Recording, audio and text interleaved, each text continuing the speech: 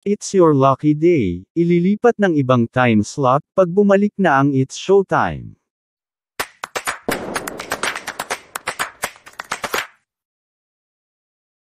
Nagsimula na nga ang temporary noontime show na ipinalit pansamantala sa suspendidong It's Showtime na ipinalabas nitong Sabado October 14 parehong oras ng It's Showtime.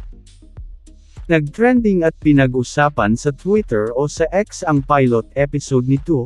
Sa katunayan ko'y naging number 1 trending topic pa ito. Batay din sa mga post mainit ang naging pagtanggap dito ng mga netizen. Hindi tin-iPod at refreshing daw sa mata ang line-up ng mga host sa pangunguna ni Luis Manzano. Nag-blend daw ang personalidad ni Melay at Jenica na co-hosts na rin sa Pi Channel, ang interactive channel ng ABS-CBN na napapanood online. Natuwa naman ang mga netizen dahil tila nabigyan ng highlight ang hosting skill ni Shaina Magdayaw sa pagiging guest host nito. Bentang-benta rin sa mga netizens ang mga punchline ng mga komedyanteng sina Petit, Tethay, Negi at Long Merea.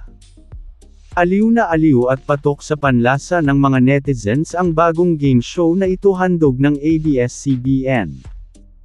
Kahit suspendido umano ang It's Showtime ay pinantayan naman ito ang kasiyahan tuwing pananghalian. Kaya panawagan ng mga netizens na kulang ano ang 2 linggo na pag-ere nila. Sayang naman umano kung matsutyugi agad ito.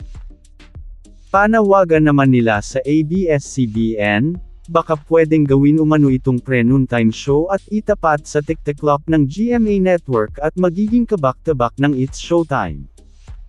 Suhestyon naman ng ilan na ilagay sa time slot ng Minute to Win It bilang pre-prime time bago mag-TV Patrol pang tapat naman sa Family Feud ng GMA7.